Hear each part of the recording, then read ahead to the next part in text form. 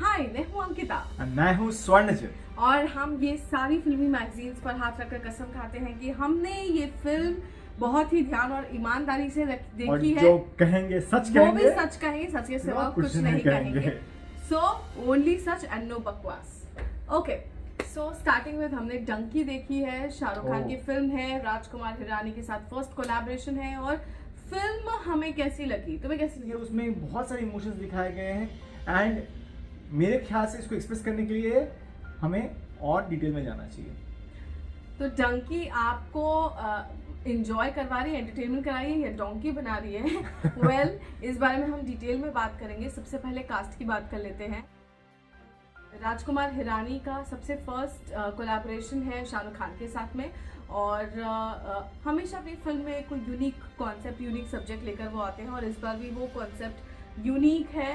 Definitely immigrants हैं जो legal नहीं होते, जो इलीगल तरीके से दूसरे देशों में जाते हैं। It's the story about that. Very true. I think ये एक कंसर्न है जो कि बहुत ऐसा एक रियल स्टोरी है जो कि बहुत जगह पे दिखाया नहीं जाता है इस तरह से। एक्चुअली हाँ, लाख करोड़ लोग ऐसा करते हैं एंड लोगों का तकलीफ ये है कि ये जो सच है ये लोग जान नहीं पाते, समझ नहीं पाते। और राजकुमार हिरानी ने इस चीज़ को बहुत ही उम्दा तरीके से पूरा मसाले के साथ, पूरा मतलब हर तरह के इमोशंस के साथ दिखाया गया इस मूवी में। तो ये तो बात हो गई राजकुमार हिरानी की कि कहीं ना कहीं वो एक डिफरेंट तड़का लेकर के आते हैं अपनी फिल्म में। लेकिन एक बात मैं आपको बताऊं, इस फिल्म की अगर हम कास्ट की बात करें तो Shahrukh Khan of course always the चावर एंड बहुत अच्छा रोल किया है। इवन तापसी पन्नू ने, इवन सपोर्टिंग कास्ट ने काफी अच्छा रोल प्ले किया है। मैं दो कैरेक्टर का मैं खास करके हाईलाइट करना चाहूंगा। More than, I mean, Shahrukh Khan is always been the star, but other than that who stole the show was Taapsee Pannu. I think उन्होंने बहुत ही उम्दा कमबैक किया है इस मूवी में। एंड दूसरा है विकी कौशल, उनका जो छोटा सा कैमियो का रोल था, I think that was very heart touching. I think आपको देखना पड़ेगा movie just to feel what he is showing. So एक बहुत छोटा सा ही उनका किरदार है लेकिन बहुत इम्पैक्टफुल है। और साथ में बात करें तो Taapsee Pannu has also done justice to her role. Next बात करें तो उनके साथ में जो दो और कलाकार हैं, जो बल्ली का और एक और का किरदार निभाते हैं, उन्होंने भी काफ़ी अच्छा रोल जो है वो निभाया है।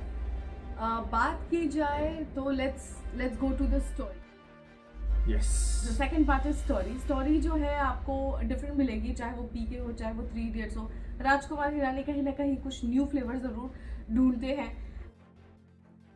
और जितने इनो के फ्लेवर नहीं होंगे मेरे ख्याल से उतने ज्यादा तो उनकी फिल्मों में फ्लेवर्स आ जाते हैं आजकल। दैट्स द तड़का, मतलब आपको सब कुछ मिलेगा उसमें। दाल तड़का, दाल मखनी सब एक साथ ही मिल रही है आपको। सो खैर, उनकी स्टोरी बेसिकली ये है कि जो इमिग्रेंट्स होते हैं, हमें ये पता है कि वो इलीगल तरीके से जाते हैं, बट वो किस तरीके से जाते हैं, कैसे दिखाया जाता है, कितनी परेशानियों, कितनी प्रॉब्लम्स का वो लोग फेस करते हैं, वो सब कुछ उन्होंने उस फिल्म में दिखाया है एंड क्लोजली दिखाया है। और सारे इमोशंस को बहुत अच्छे से निचोड़ा है ना, क्योंकि कुछ मूवीज में क्या होता है कि कुछ सीरियस टॉपिक तो आ जाती है, वो मुद्दे पे इतना फोकस हो जाता है कि वो इमोशंस ठीक से नहीं, मजबूरियां। हाँ। तो इसमें इतना अच्छे तरीके से वो दिखाया गया है। आई थिंक वो, अगर आप जैसे अब मूवी देखते हो ना, तो आपको दो तरह से मूवी देखते हो। एक या तो एक समझ के मूवी देखते हो, एक तो महसूस करके मूवी देखते हो। ये ऐसी मूवी है जो आप महसूस करके समझते हो instead of just watching the movie. तो आई थिंक ये ऐसा मूवी है जो आपको समझ में आएगी लेकिन दिल से। बात करते हैं म्यूजिक की, तो म्यूजिक मुझे कुछ बहुत ज़्यादा खास अच्छा लगा नहीं। एक ही गाना था सोनू निगम का जो बीच बीच में आपको लट्टू पट्टू नहीं, दैट वाज नॉट द लट्टू पट्टू, that was the other song. जब वो डंकी मार रहे होते हैं उसके बीच में जो गाना आता है वो है। तो इट्स अ वेरी, वो आपको मतलब ऐसे टच करने वाला सॉन्ग लगेगा। अदरवाइज तो मुझे इतना कोई सॉन्ग उनका दिखा नहीं। एंड सॉन्ग में songs could have been better. Yeah, they could have been better. थोड़ा वर्क कर सकते थे। फर्स्ट हाफ में जितना मस्ती मजाक और एंजॉयमेंट है, डेफिनेटली बहुत सीरियस टॉपिक और मजबूरियों को लेकर के भी ताना बाना बोल के उन्होंने कहीं ना कहीं वो फ्लेवर और ह्यूमर डाला है। सेकेंड हाफ में कहीं ना कहीं वो पेन, वो दर्द और आफ्टर इफेक्ट्स दिखाए गए हैं। मुझे ऐसा लगता है कि मूवी में थोड़ा सा कुछ ऐसे सीन्स हैं जो थोड़ा अनरिजॉल्व हैं।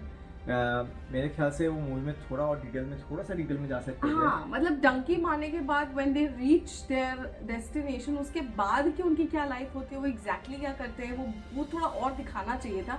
मुझे ऐसा लगा कि फर्स्ट हाफ में उन्होंने ना वो फीलिंग्स के साथ बहुत खेला है, उसके बाद लेकिन बहुत जल्दी सेकंड रैप हाफ किया के है। हाँ सेकंड हाफ में ऐसा लगा कि मतलब उनका दूध जो है वो उबल रहा था, तो फिर उन्होंने टाइम खत्म हो रहा है तो भाग करके वो दूध को बंद करने जा रहा था करके, दे जस्ट वो मुझे फास्ट लगा काफी, मुझे लगा थोड़ा और टाइम दिया जा सकता था। एक चीज बस मुझे ये लगी कि चाहे वीर ज़ारा हो या फिर चाहे डंकी हो, लेकिन शाहरुख खान को या तो एकदम एज में होकर के हीरोइन मिलती है या तो हीरोइन ही नहीं मिलती। ये तो मतलब थोड़ा मतलब वो थोड़ा सैड था डेफिनेटली। लेकिन एक ये बहुत अच्छा कॉन्सेप्ट था कि कहीं ना कहीं किसी बिल्डिंग पे प्लेन दिखाए जा रहे हैं, तो किसी बिल्डिंग पे लंदन का टावर दिखाया जा रहा है। उस फीलिंग को कि यहाँ से तुम अपने घर बार को बचाने के लिए जब तुम बाहर जाते हो और तुम किस तरह से अपने घर को पाल रहे हो, चाहे तुम वहाँ कुछ भी कर रहे हो, nobody knows nobody cares even, but वो एक फीलिंग को बहुत अच्छे से दिखाया गया है। और जो लोग स्ट्रगल में जाते हैं, मतलब जो मजबूरी में लोग करते हैं, लोगों को क्या लगता है कि ये लोग सब भाग रहे हैं बाहर जाने के लिए, फैंसी के पीछे भाग रहे हैं, लेकिन वो लोग वो उस बात को समझ नहीं पाते जो मजबूरी उनके पीछे होती है, जो पैसे की मजबूरी, फैमिली की मजबूरी होती है। काफी स्ट्रांगली दिखाया गया है। यहाँ पे बहुत अच्छे से उभारा है उस मतलब विकी कौशल का पार्ट अगर आप देखेंगे तो डेफिनेटली मुझे लगता है आपकी थोड़े आंसू तो जरूर निकलेंगे, क्योंकि वो भी काफी इम्पैक्टफुल था।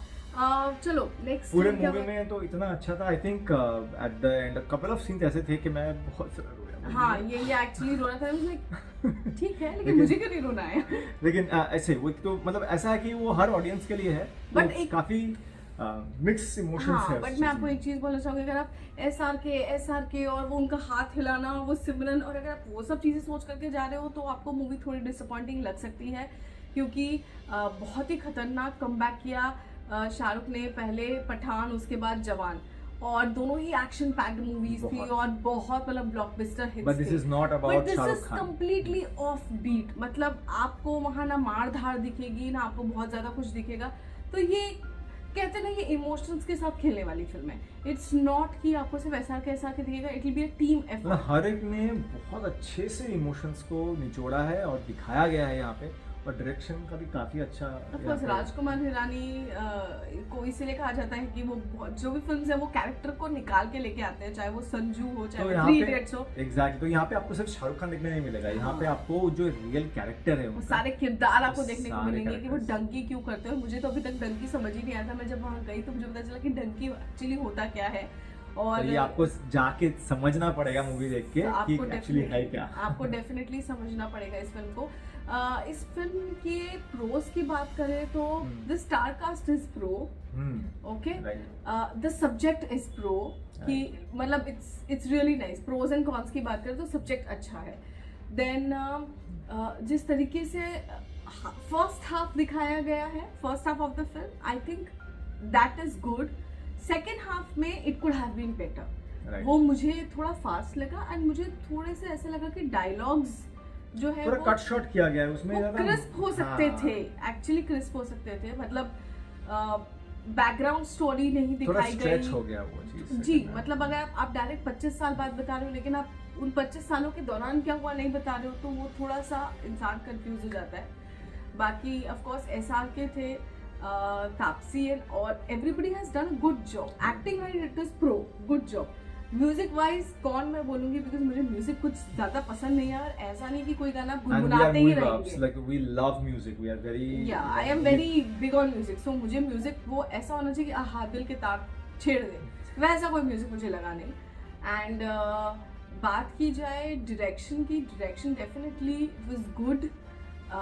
बहुत कहीं तरीके से रियलिटी बताई गई है। इनफैक्ट जब अब मूवी खत्म होती है तब आपको वो बताया जाता है कि कैसे असली लोग डंकी मार के आते हैं, half of them survive and half of them don't even survive. वो भी एक चीज़ है। कौन की मैं बात करूँ तो मुझे लगता है कि फिल्म को थोड़ा बेहतर किया जा सकता था, कि मतलब राइटिंग मुझे थोड़ी सी ऐसा लगा थोड़ी आउटडेटेड है, कि 2023 में जिस तरह की राइटिंग मुझे लगा थोड़ा और बेटर हो सकती थी। आई थिंक उसमें ना जो अपना डायलॉग्स थे उसके, वो थोड़े और मजाकिया और थोड़े फनी हो सकते थे। आई थिंक वो उसमें थोड़ा जूस मिसिंग था। हाँ। मतलब जितना हंसी आनी चाहिए उतनी हंसी आपको आती नहीं, क्योंकि आप इंटेलेक्चुअली उसको सोचते हो तो इतना मजेदार डायलॉग्स नहीं है, लेकिन आपको एंजॉयमेंट जरूर होता है उस चीज से, क्योंकि वो ऐसे दिखाया गया है कि आपको फील होता है मजा, लेकिन आपको इतना हंसी और लाफ्टर आपको एंजॉय करने नहीं मिलेगा उस मूवी में। मुझे 5 में से स्टार्स देने होंगे तो I think I will give it a 3.5। I will give it a 4 क्योंकि definitely again it can be better, but उसमें काफ़ी सारी अच्छी चीज़ें भी दिखाया गया है, बट मुझे तो I will give it a 4 rating definitely. But I really miss, I was expecting कि जो लव स्टोरी है उससे हट करके भी एक अलग से स्टोरी देखने को मिलेगी, लेकिन कभी कभी होता है ना कि हीरो हीरोइन के ऊपर थोड़ी ज्यादा फोकस हो जाती है, बाकी लोग हाँ बाकी लोग जो थे वो छूट जाते, तो वैसे ही थोड़ी फीलिंग मुझे लगा कि यहाँ पे भी थोड़ी ऐसा था कि they could have shot it in a broader perspective rather than just being on hero and heroine, that's thing. But over and all it's, I think it's a must watch, one time watch आप कर सकते हो definitely, and with your family. हाँ, you should go with your family. कहीं ना कहीं वो आपको पेट्रियोटिज्म, और अब अगर इंडिया से प्यार नहीं करते तो आपको कहीं ना कहीं इंडिया से फिर प्यार होना शुरू हो जाएगा, अगर जिन लोगों को ऐसा है। प्लस स्वदेश वाली फीलिंग भी आई मुझे कि यू नो अपनी कंट्री के लिए तुम रुकते हुए you come back to your country and all. तो जिन लोगों को बहुत शिकायत होती है, अरे यार इंडिया में ये नहीं है, इंडिया में वो नहीं है, सड़क नहीं है, वैसा नहीं है, वैसा नहीं है, इट एक्चुअली शोज कि जब तुम उस सपने सुहाने लड़कपन के वहां लेके जाते हो और तब तुम अपने इस कंट्री को कितना मिस करते हो, तो वो कहीं ना कहीं पेट्रियोटिज्म की भावना भी मुझे एज अ प्रोज लगी। So definitely it's a one time watch, आप देख सकते हैं इस फिल्म को। थोड़ी और बेटर होती तो और मजा आता, लेकिन I will not say that it's not one time watch, you can definitely watch it. And thank you so much for listening to this. And मेरा एक रिक्वेस्ट होगा, अगर आपको कुछ लगता है कि हमने कुछ पॉइंट्स मिस किए, आपका कुछ अलग एक्सपीरियंस रहा हो, तो प्लीज कमेंट में शेयर कीजिएगा and let us know how do like this review, कैसा लगा आपको ये रिव्यू। आप सबसे पहले तो लाइक और सब्सक्राइब अगर आपने नहीं किया है चैनल तो करो करो करो करो प्लीज करो। तो फिर लाइक कमेंट एंड सब्सक्राइब करते रहिए, अपना प्यार इसी तरह से बरकरार रखिए and we'll see you again. Yeah, we'll catch you until next movie. until next movie. Bye. Bye.